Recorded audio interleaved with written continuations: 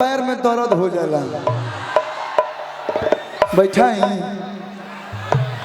बैठ जालो बैठा सरे भाई। पहला ऐसा हम पुरान देखा था कि आगे मैं लड़का 18 बरिस के बड़ा सन। हाँ है ने हाँ भाई भाई हमारे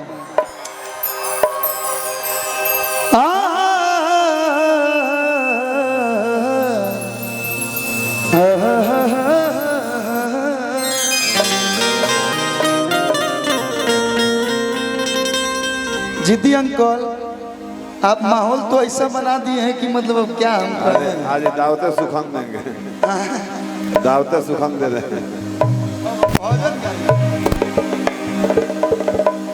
आप तो लोकगीत होली सब करा दिए शुरू में, मतलब इंट्रोडक्शन हुआ नहीं कि आपने क्लाइमेक्स ही शूट कर दिया कि देवरू के डाल हो रंगवा।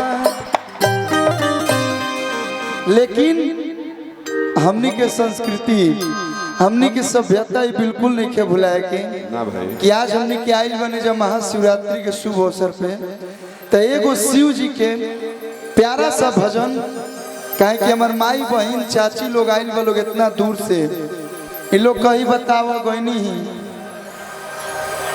एगो दूगो भजनों ना सुननी।